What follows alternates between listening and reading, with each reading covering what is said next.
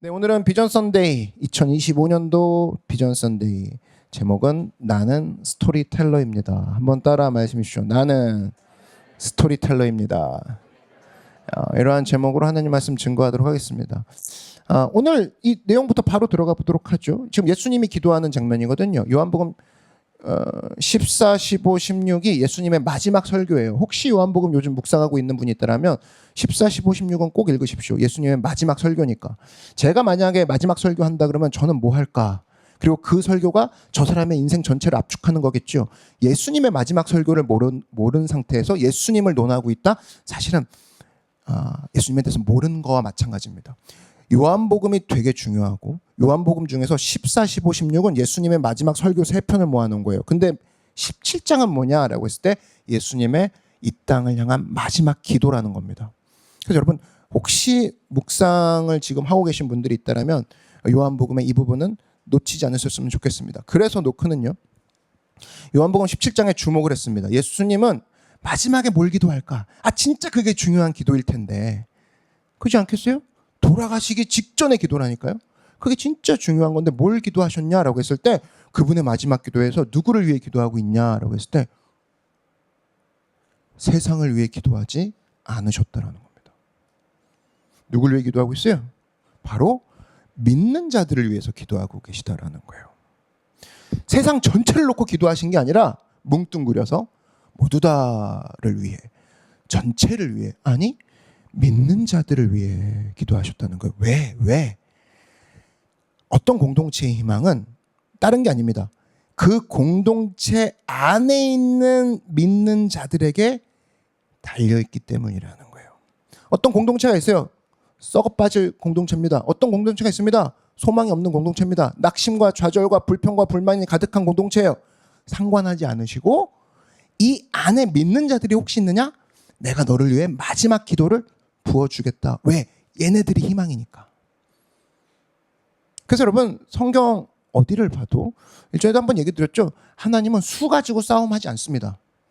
크기 갖고 싸움하지 않으시죠. 그래서 아브라함의 318명의 가정에 있는 군사들 계속 강조한 이유는 딴 게 아닙니다. 내 나라와 연합군이 그들의 상대였는데 하나님은 계속 318명의 군사로 있는 아브라함의 작은 가정 군사를 얘기했죠. 이유는 뭐냐? 나는 수 가지고 싸우는 하나님이 아니야. 그거 깨달아.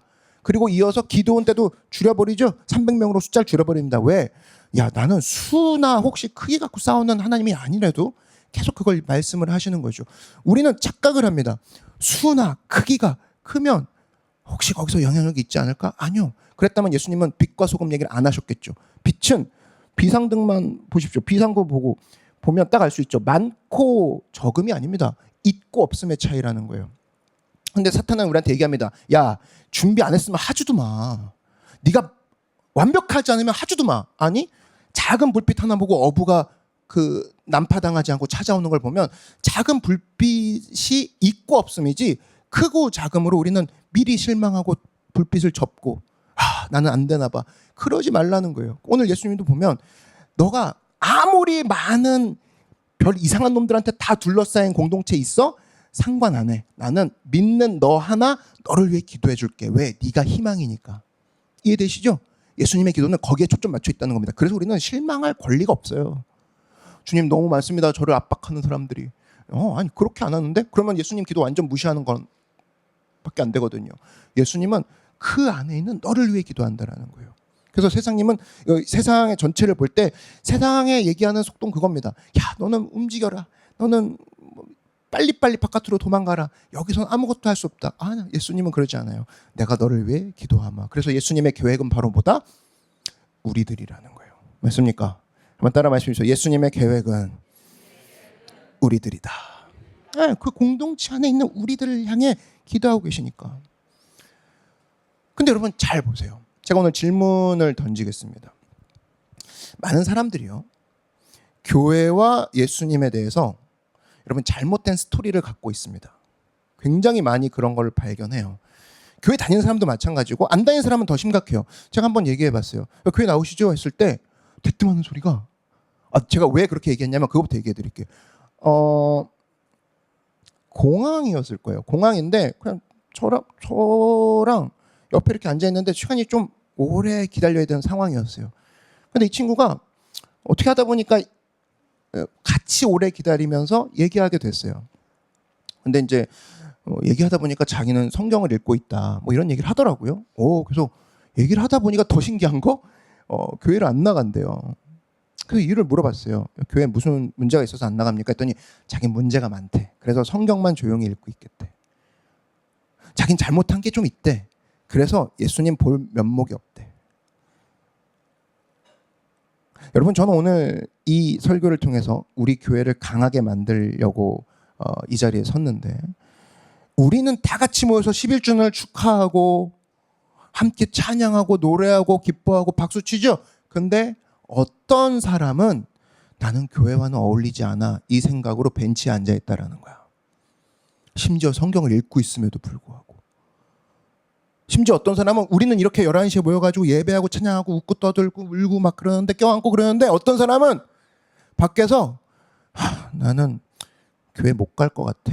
예수님이 하나님 볼 면목이 없어. 이런 모습으로 혼자 떨고 있는 사람이 있다는 겁니다. 무슨 얘기냐? 사람들은 잘못된 스토리로 예수님께 못 나오고 있는 상황이라는 거예요. 자기들 머릿속에 어떤 식으로 주입됐는지는 중요하지 않아요. 그들의 머릿속에 있는 잘못된 스토리가 예수님께 나아가는 것을 방해하고 있다는 겁니다. 무슨 의미냐? 이제 세상을 향한 바른 스토리텔러가 일어설 때라는 겁니다. 올바른 스토리를 전해줄 사람들이 필요하고, 심지어 믿는 우리들도 점검해야 될 게, 내가 지금 전하고 있는 이야기의 내용은 뭔가. 세상 사람들은 잘못된 스토리로 방황하고 있는데, 교회 다닌답시고 전한다는 얘기가 그런 예수님에 대한 바른 이야기를 전하고 있지 않아. 그러면 두 가지예요. 올바른 스토리텔러가 세워져야 되는 것도 맞고, 내가 하나님 앞에, 사람들 앞에 바른 스토리의 내용으로 무장해야 될 때라는 거죠. 여러분, 뭐 전하고 다닙니까 요즘? 그리고 반대 입장으로 뭘 전해 들어요? 들을 만한 가치가 있는 내용입니까? 다 들어야 돼요? 아니죠. 잘 봐요. 내가 일주일 동안 무슨 얘기를 떠들고 다녔나? 그게 참 가치 있을 만한 이야기인가? 더 좁혀보면 그 이야기로 예수 안 믿는 사람들이 정확히 깨고 예수님께 돌아갈 수 있겠네요. 당신 이야기 들으니까 그럴 만한 이야기를 떠들고 다녔으면 올바른 스토리텔러. 반대로 여러분이 이쪽에 있을 수도 있죠. 일주일 내내 듣는 얘기가 보니까 많이는 듣는데 예수님께 돌아갈 만한 이야기는 아니야. 그럼 잘라내야죠. 그래서 여러분, 우리 삶 가운데 복음이라고 했을 때, 복음은 굉장히 좋은 소식입니다. 기쁠 복자의, 복복자의 소리음자거든요. 복된 소식이에요. 근데 복된 소식의 내용은 뭐냐? 나쁜 사람이 좋은 사람이 되었다, 이 얘기가 아닙니다. 우린 죄인 되었는데 예수님 때문에 영원한 생명을 얻었다, 이게 복음이지. 이게 스토리라고. 이게 우리가 전할 스토리라는 거예요. 오늘 저는 기대하는 바가 이 예배를 통해서 하나님이 쓰시는 강력하고 바른 스토리텔러가 곳곳에서 일어날 줄로 믿습니다. 오늘은 그런 예배를 하는 거예요. 그렇다면 오늘 살펴볼 게 세 가지입니다. 어떻게 하면 바른 스토리텔러가 될 것인가? 첫 번째, 따라해 주십시오. 사람들 속으로 들어가야 한다. 자, 우리는 잘 알고 있습니다. 십계명이라는 걸 들어보셨을 겁니다. 성경책 앞을 펼쳐봐도 십계명이 있어요. 근데 십계명을 보면은 참 이상한 장면이 나옵니다. 하나님이 누구를 시켜서 전달시켜요. 누구냐면 바로 모세라는 사람이죠. 근데 하나님이 그런 능력이 없을까? 그분 정도라면 꿈과 환상, 홀로그램을 통해서 각 백성에게 십계명을 입체적으로 보여줄 만한 능력이 있음에도 불구하고 왜 굳이 모세를 시켜서 네가 백성들에게 가서 전달하거라, 왜 이런 얘기를 하셨을까? 이유는 한 가지라고 봅니다. 바로 모세는 동시대의 언어를 쓰고 있었기 때문이라는 거예요. 여러분, 중학생이 있어요. 고등학생이 있어요. 주부가 있어요. 중학생을 전도하기 가장 좋은 사람은 중학생의 언어를 쓰는 사람입니다. 고등학생의 귀를 기울이게 하고 걸음을 멈추게 하는 언어는 고등학생 언어 쓰는 사람에게 애들은 반응할 거예요.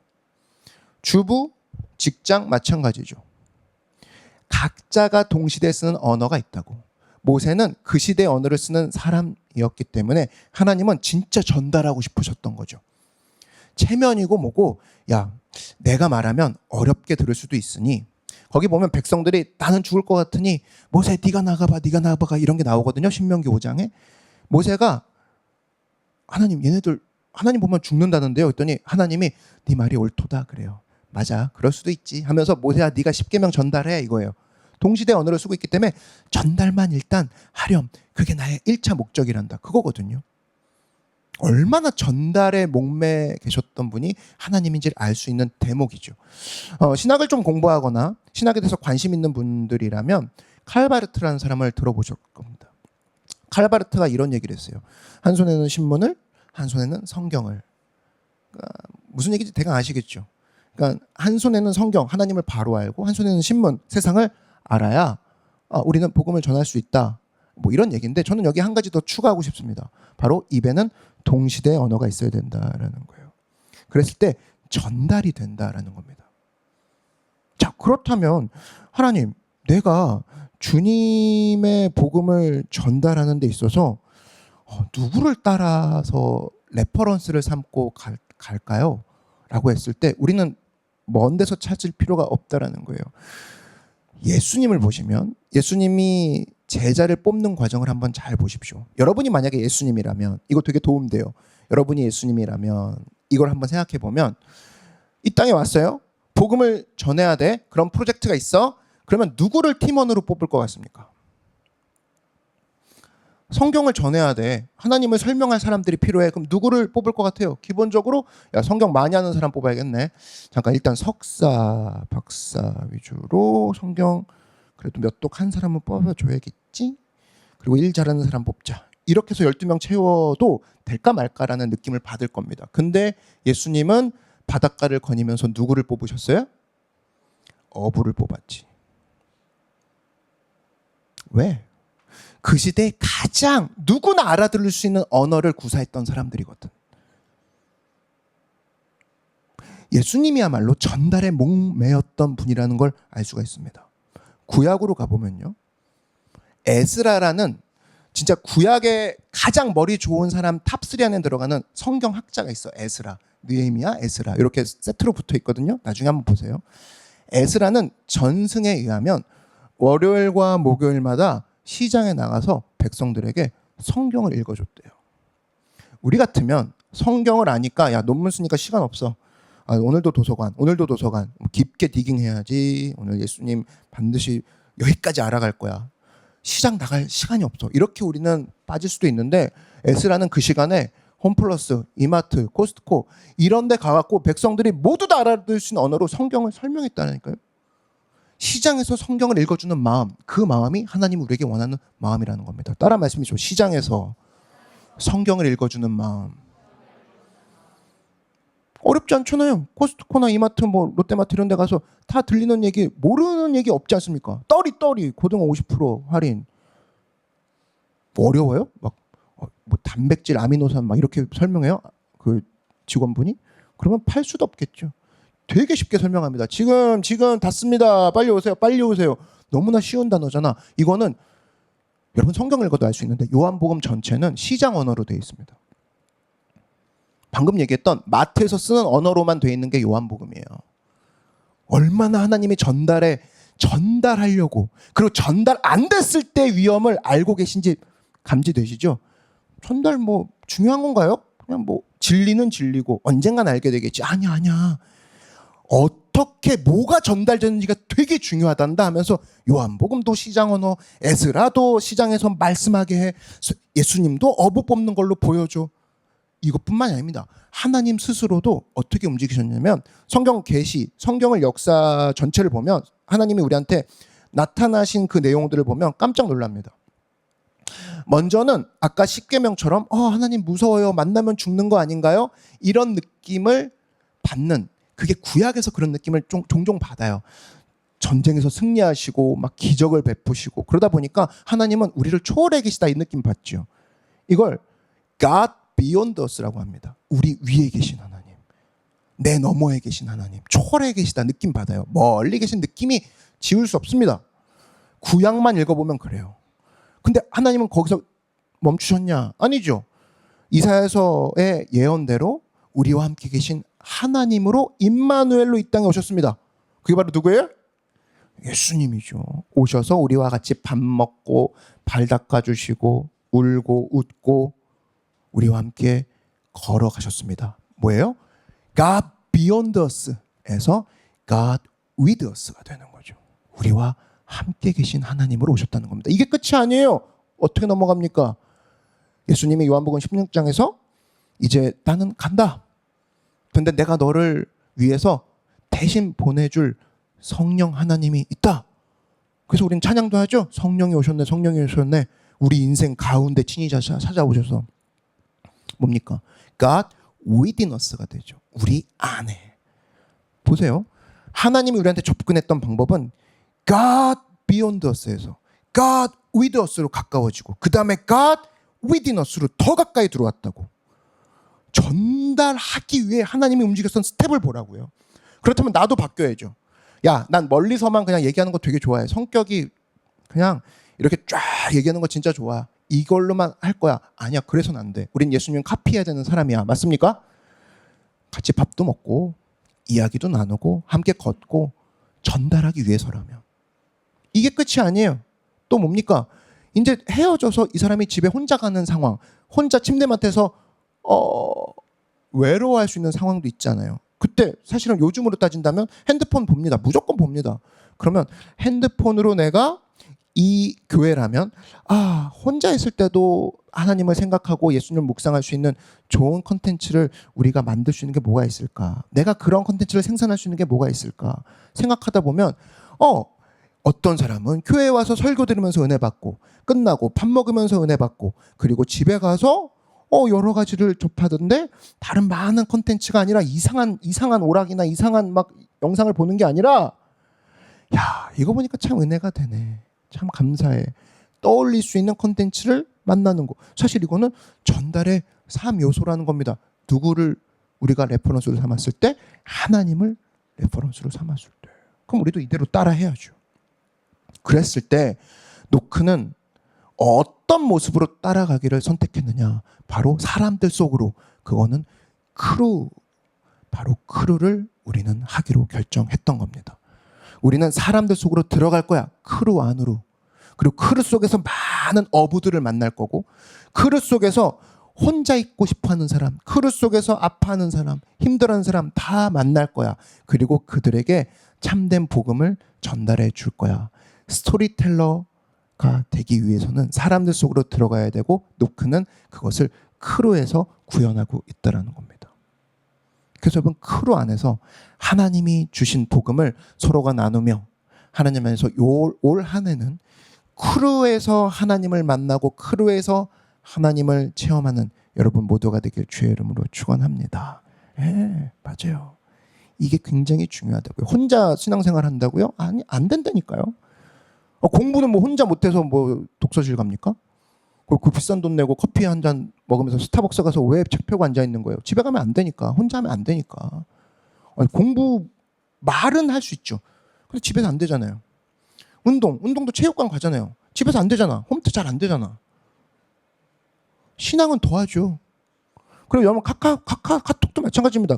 전화기로 그냥 말씀 생활하면 될 것 같아요. 과연 그럴까? 카톡이 딱 오네. 연락 왔네. 대답해 주다 보면 좀 아까 무슨 어디 장을 읽었지 모릅니다. 유튜브도 참 유혹이 많죠. 보다 보면 큰 화면으로 보고 있지 않는 한 알고리즘 옆에 뜹니다. 그죠? 그 따라 들어가면 소리는 들리니까 목사님이 뭐라고 얘기하는 건 들리니까. 근데 쉽진 않죠. 그래서 모든 유혹 가운데 사실 우리가 크루라는 것을 통해서 함께하는 신앙생활을 통해 내가 이상하게 생각했구나. 내가 나만 생각했구나. 진짜 나보다 더 힘든 사람도 있는데 기도해 줘야지. 그러면서 깨지는 거거든요. 여러분 이러한 깨짐과 풍성한 역사가 크루 가운데 있음을 말씀드립니다. 함께 기억하고 스토리텔러 하나님 앞에 바른 스토리텔러로 주님 안에서 성장하는 여러분 되길 주의 이름으로 축원합니다. 자, 두 번째는요. 따라 말씀해 주십시오. 구체적이어야 전달된다. 네, 스토리텔러. 사람들 속으로 들어갔는데 추상적으로 얘기해. 여러분, 추상적으로 얘기하는 건 추상적인 반응밖에 안 나옵니다. 왜 쟤는 추상적으로 행동해? 내가 추상적으로 얘기했기 때문에. 저 사람은 구체적으로 행동하네. 내가 구체적으로 얘기했기 때문에. 그건 너무 상식적인 거 아니에요? 여러분, 출애굽기 12장을 가보면 이집트에서 나오는 백성들에 대한 묘사가 나와요. 그게 뭐냐? 우리는 이집트에서 하나님께서 이스라엘 백성들을 노예에서 해방시키셨다 그러면 이스라엘 백성만 생각하잖아요. 이스라엘 백성들만 나왔겠건을 했는데 출애굽기 12장 38절 보면 이런 표현이 나옵니다. 수많은 잡족과, 어감이 좀 이상한데 수많은 잡족, 그 외국인이에요. 외국인, 포리너를 얘기하는 거예요. 그 외국인들이 다 같이 나온 거예요. 즉 출애굽할 때 이집트에서 나올 때 외국인도 섞여 있었다라는 걸 의미합니다. 근데 그러면서 하나님께서 얘기하신 건 뭐냐? 야, 그들에게 십계명을 전달해라 이거거든요. 십계명은 적혀 있는 거거든요. 리튼 레터예요. 적혀져 있는 문자를 보여주거라. 왜 그러셨을까? 만약에 이스라엘 백성들만 출애굽했다. 그러면 사실은 그렇게까지는 필요 없었을 거라고. 야, 너 예배 드리는 거 어릴 때부터 알았잖아. 알죠? 그럼 우리 같은 민족이라고 함께 이렇게 예배 드리는 거야. 압니다. 네. 별로 큰 설명이 없어요. 단일 민족일 경우엔. 근데 외국인이 섞였어. 그러면 문제가 좀 달라지지. 제가 알고 있는 한 분이 동남아 쪽을 갔다 오셨어요. 갔다 오셨는데 이분이 공항에 도착했는데 호텔까지 너무 막히는 거예요. 차들이. 그래서 좀 힘 있는 친구가 자기 친구였나 봐. 전화했어요. 야, 친구야, 너무 막힌다. 시간대로 못 갈 것 같아. 그랬더니 진짜 힘이 있었나 봐. 경찰차를 데리고 같이 나타나는 거예요. 그게 뭐냐? 그랬더니 일단 타서 깜짝 놀랐습니다. 도심지까지 중앙선 넘어가면서 5분 만에 도착했더라는 거예요. 그 사람이 깜짝 놀라는 거죠. 야, 너무 고맙긴 한데 사고 안 나? 이렇게 운전하면 사고 안 나? 그랬더니 친구가 그러는 거예요. 사고 안 나. 괜찮아. 왜? 이 사람들 다 그렇게 운전하는 줄 서로 알고 있어. 알아서 비켜줘 이거거든요. 여러분, 뭐 태국이나 베트남과도 마찬가지죠. 그 오토바이 타고 갔을 때도 우리는 뭐 좌회전 깜빡이 켜고 하면은 비켜주겠지? 그러다 사고 나죠. 거기 있는 사람들이 운전할 때 아무 사고가 안 나고 우리가 생전 처음 가는 우리가 운전대를 잡아? 그리고 우리가 그냥 알아서 한다? 사고 날 수밖에 없습니다. 왜? 그들은 그들끼리 모여서 생겼던 관습과 풍습이 있었기 때문에, 그 문화가 있었기 때문에 우린 그걸 모르기 때문에 다칠 수밖에 없는 거죠. 즉 뭐냐면 단일 민족으로 구성되어 있을 때는 법이 하위 기준이 될 수밖에 없어요. 뭐 옳다 나쁘다가 아니라 단일 민족으로 있으니까 관습 하나만으로 그 사회가 돌아간다고. 그죠? 무리가 전혀 없어요. 근데 문제는 바다 건너 미국으로만 가면 게임이 달라집니다. 일단 피부색이 다르죠. 옛날에 우리나라에서 했던 대로 하면 이대로 안 먹힙니다. 태국 사람들 뭐 아이들을 머리를 쓰다듬어주면 영혼이 빠져나간대. 근데 거기 모든 민족이 모여 있잖아요. 그걸 어떻게 알아?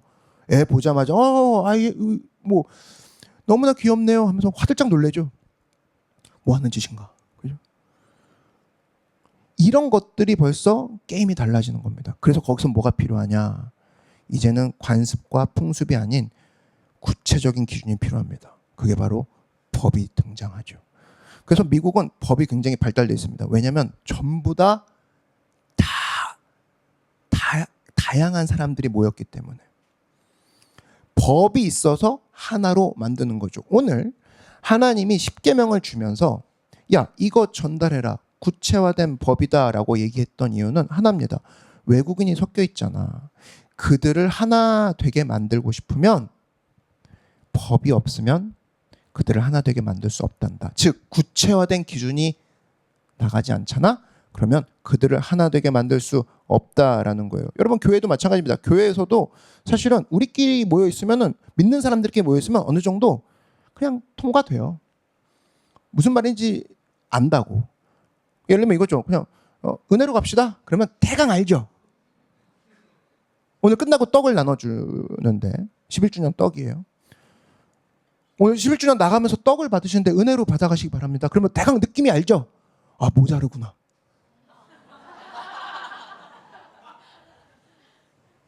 없어도 뭐라고 하라는 소리가 아니구나. 안다고. 아, 내가 안 받아가야지. 이게 있다고. 은혜로 가세요. 근데 오늘 처음 오신 분들이 있어. 오늘 은혜로 가세요. 그러면 잠깐 떡을 받으러 은혜로라는 곳을 가야 되는 것인가? 뭐 설명이 안 되니까. 왜 저는 안 줘요? 뭐 설명을 안 했으니까. 구체적으로 설명한 적이 없으니까 하나 될 수 없다라는 거지.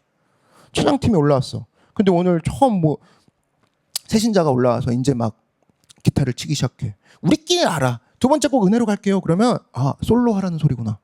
아, 통성기도로 간다는 소리구나. 아, 틀려도 괜찮다는 소리구나. 넘어갈 수 있어. 근데 새로 오늘 치는 애는 준비 막 했는데 두 번째 곡 은혜로 갈게요. 그러면 두 번째 곡이 은혜로라는 곡이 아닌데 무슨 곡을 가겠다는 거지? 왜? 설명을 안 했으니까 하나 될 수 없는 거야. 저 사람 왜 하나가 안 되는 거야? 문제는 저 사람이 문제가 아니라 구체적으로 기준을 얘기 안 해준 내가 문제일 수 있다는 거예요. 왜 저 사람은 예수를 안 믿어? 왜? 내가 구체적으로 보여주지 않았기 때문에. 교회 갈까? 교회 좋아. 그렇게 하고 누가 갑니까, 여러분? 아니, 어딜 가도 그렇게는 안 가잖아. 맛집 가자 그러면 맛집 좋아. 거기 좋아. 이렇게 하면 안 가죠. 야, 장난 아니야. 대박. 거기 고춧가루 안 써. 장난 아니거든. 이렇게 구체적으로 갔을 때 진짜? 고춧가루 안 쓰고 어떻게 그 맛이 나? 하면서 솔깃솔깃한다고. 왜? 구체적인 것만 들리니까. 구체적으로 여러분 정의가 돼 있어야 됩니다.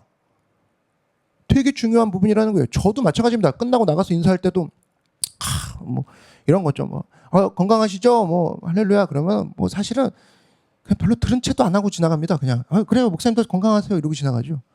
근데 제가 막 딱 저번 주 그 왼쪽 뺨에 여드름 사라졌네요. 딱 그러면 갑자기 발걸음을 멈추죠. 목사님 어떻게 제 왼쪽 뺨에 여드름을 기억하시고.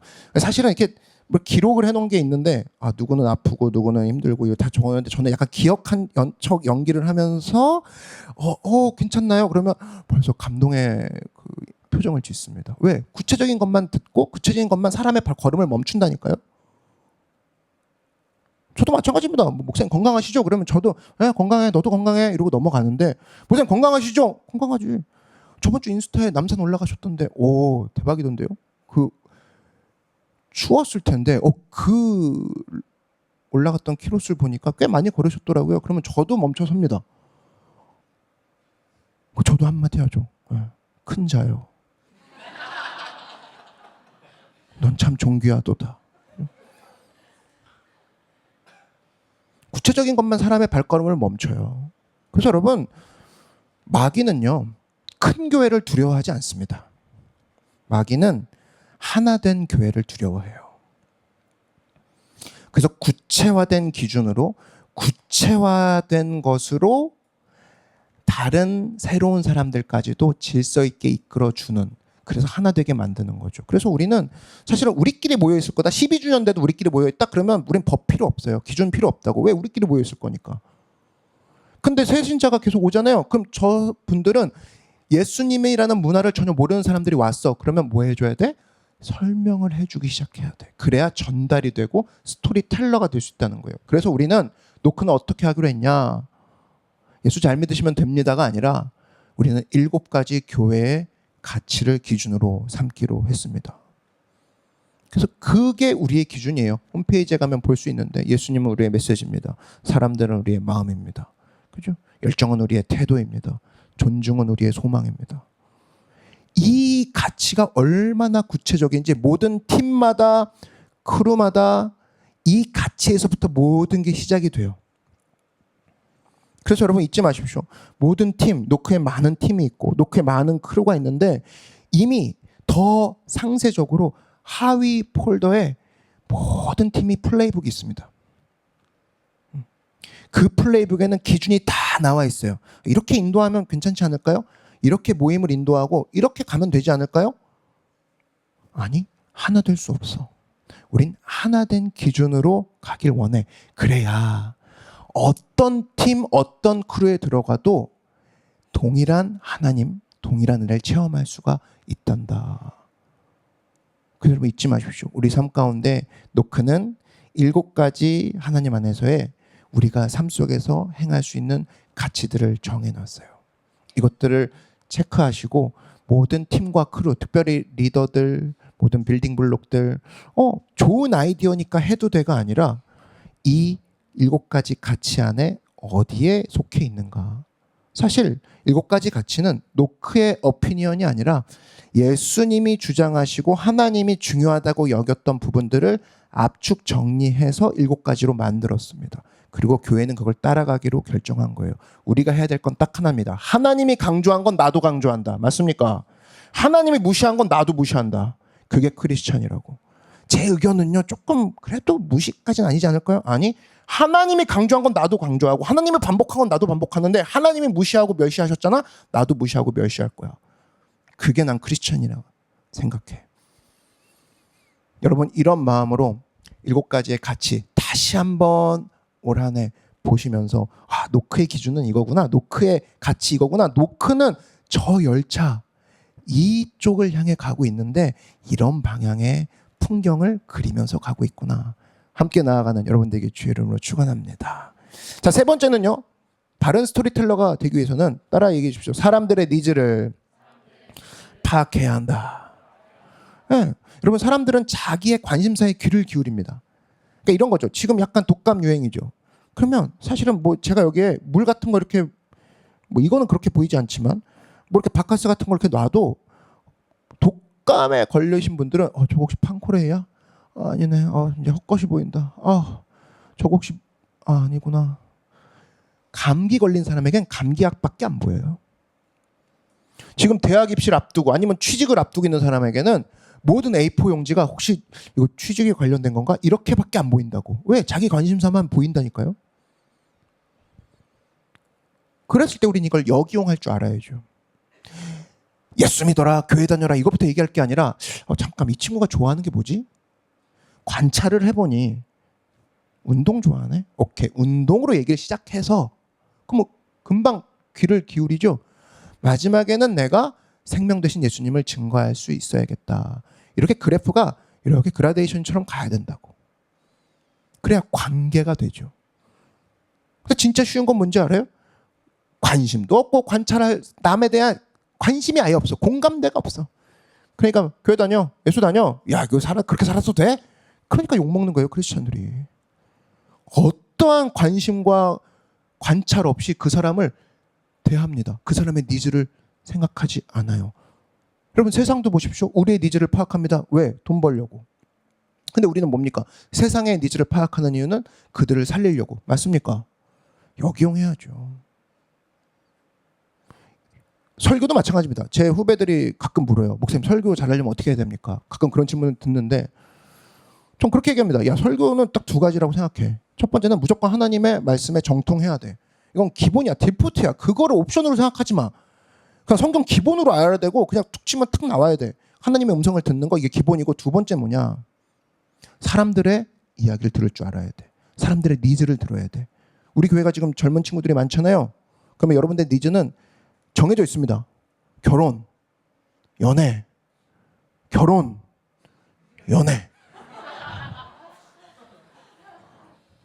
그러면 야, 이 독사의 자식들아 이렇게 얘기할 게 아니라 결혼 이야기로 먼저 시작을 하겠죠. 연애 이야기를 예화로 들겠죠. 근데 쫑긋할 거 아닙니까? 근데 듣다 보니 하나님과의 관계에 있어서도 우리가 그렇게 적용해야 되는 것들이 되게 많네. 넓어지죠. 어느 순간 다 살죠. 니즈를 파악하고 있기 때문에 듣게 된다는 겁니다. 이용할 줄 알아야 된다는 거예요. 그래서 여러분, 진짜 어린 놈의 삶은 뭐냐면 지 니즈만 얘기하는 삶입니다. 뭐가 필요해요, 뭐가 필요해요, 뭐가 필요해요, 뭐가 필요해요. 근데 성숙하는 사람, 성숙하다는 얘기 듣는 순간이 어디냐면 어느새 남의 니즈를 챙겨주고 있어. 그럼 누가 뭐래도 평가는 참 저 사람 옛날이랑 많이 달라졌는데? 남의 니즈를 파악하고 있네? 누구예요, 이 사람들이? 이 사람들이 바로 그냥 리더인 거예요. 리더는 명찰딱지 붙여있다고 리더가 아니라는 거죠. 다른 생각, 다른 태도를 가진 사람이 리더라는 겁니다. 직급은 전염이 안 되죠. 직급 갖고 밀어붙이는 건 꼰대라고 했죠. 태도 갖고, 여러분 태도밖에 없어요. 우리 무기가 태도밖에 없다고. 젊은 사람들이 회사 들어가자마자 직급, 여러분 같으면 직급 들어가자마자 뭐 처음부터 사장 자리 줘요? 여러분도 안 그럴 거 아니야. 연봉? 연봉 갖고 지금 탓합니까? 여러분 젊은 사람 들어왔는데 누가 연봉을 처음부터 높여줍니까? 여러분도 안 그럴 거 아니에요. 우리한테는 연봉과 직급 갖고 싸울 게 아니야. 우리는 한 가지 무기가 있다 그러면 젊은 나이에 다른 생각과 다른 태도. 이것이 전염도 시키지만 이것이 나중에는 여러분들을 리더 되게 만들고 재산적으로도 참난 생각의 재산, 신앙의 재산, 거기서 판결이 나는 거지. 뭐 지금부터 뭐 아무도 허락 안 해줄걸요? 뭐 직급, 연봉 이거 갖고 왜 계속 그거 갖고 불평합니까? 다른 생각, 다른 태도. 예수님 보십시오. 모두 다 내 발을 닦아라 하고 있는 세상에 그분은 무릎 꿇고 내가 네 발을 닦아주마. 다른 생각, 다른 태도를 보이니까 사람들이 그때부터 흠칫 놀랍니다. 리더구나. 태도 가지고 얘기할 생각해야지. 뭐 환경 가지고만 계속 얘기합니다. 그래서 여러분 일주일에 결산을 해버리니까 대화 결산을 남들의 니즈를 내가 파악하고 있는가. 설교도 마찬가지입니다. 아까 얘기했죠. 설교 얘기하다가 잠깐 그 중간에 얘기를 지금 한 건데 설교 사람들의 음성을 들어야 된다. 그게 뭐냐면 어떤 사람 이런 얘기합니다. 시비 걸기 좋아하는 사람은 목사님 어떻게 사람의 음성을 듣습니까? 설교자가 하나님 음성 들어야죠. 안 되는 거 아닙니까? 그러면 맞죠. 맞는 얘기입니다. 언제 맞아요 그게? 그 사람들의 니즈를 파악해서 내가 목사 더 오래 해 먹으려고 한다라면 그건 사꾼이죠. 그건 못된 목사죠. 그건 진짜 못된 설교가죠. 근데 그 설교를 준비할 때 사람들의 니즈를 알고 그들에게 유익을 돌려주려고 설교를 준비한다? 이거는 바른 설교가죠. 부모도 마찬가지 아닙니까? 자식의 니즈를 알고 내가 오래 부모 해먹으려고 그래. 아니 자식의 니즈를 알아서 너를 살리려고 너에게 유익을 돌려줘. 그건 우리 사랑이라고 표현하잖아요. 사도행전 보면은 벨릭스와 베스도 같은 총독이 있습니다. 사람들의 민심을 알아요. 이거 니즈 아는 거 똑같아. 근데 동기가 완전 다르죠? 왜? 지들이 총독 오래 해먹으려고. 이건 나쁜 거죠. 태도를 볼 게 아니라 동기를 봐야죠. 그랬을 때 예수님 보십시오. 그분은 얼마나 우리의 니즈를 잘 알고 계셨냐. 마태복음 11장 28절에 수고하고 무거운 짐진 자들아. 이미 파악 끝났어요. 얘 짐 들고 있는 애네. 수고하고 무거운 짐진 자들아. 그 다음에 뭐라고 하셨습니까? 와서 춤추고 노래하라. 이랬습니까? 짐 들고 있는데? 아니죠. 그럼 못된 예수님이겠죠. 그러지 않았다고. 정확한 니즈. 수고하고 무거운 짐진 자들아. 뭐라고 했어요? 다 내게로 오라. 내가 너희를 쉬게 하리라. 얘네한테 필요한 건 쉬는 거구나. 그 다음에 말씀 이어가십니다.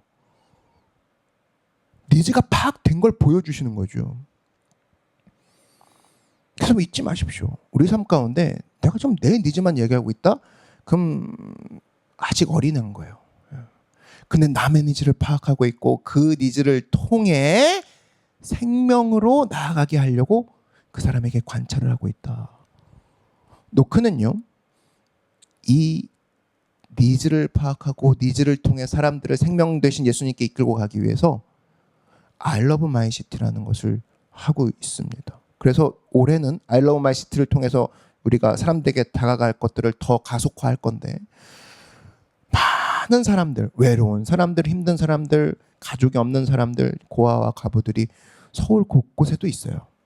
그리고 지금 저희가 접촉하고 있는 것이 보호 청소년들. 정말 거기는 남양주에 있는 시설인데 거기는 보호 청소년이에요. 아무도 찾아오지 않고 찾아오면 너무 좋아하고.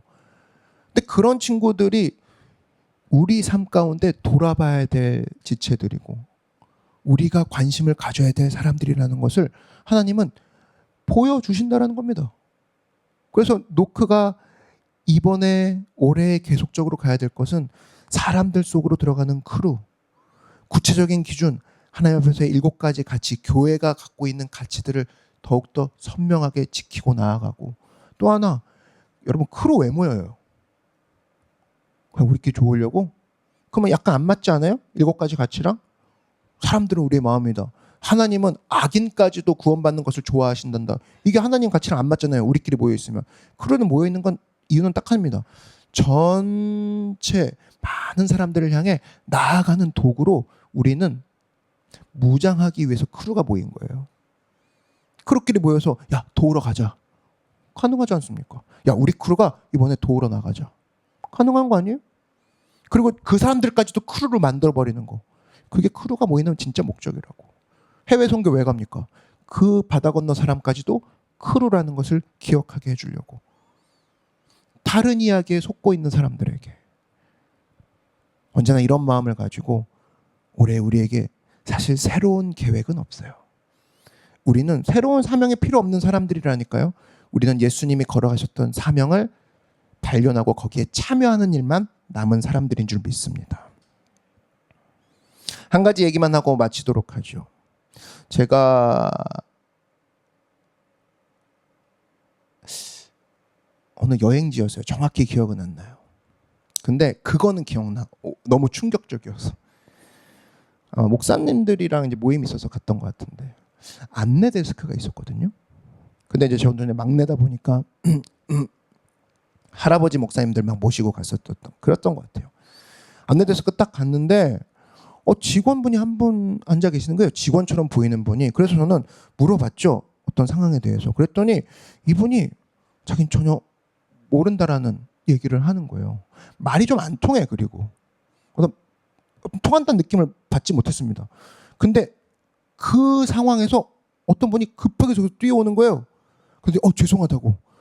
제가 직원이라고 하면서 이분은 누구세요? 그랬더니 그냥 의자에 앉아있는 분이라고. 아마 자기 지인이었던 것 같아. 그때 저는 하나님에게서 이런 마음을 받았습니다. 하나님이 뭐라고 하신 줄 아세요? 저한테? 자녀라, 이게 바로 오늘날 교회의 모습이다. 안내 데스크라고 앉아있는데 얘기해보면 안내도 안 해. 안내할 내용도 몰라.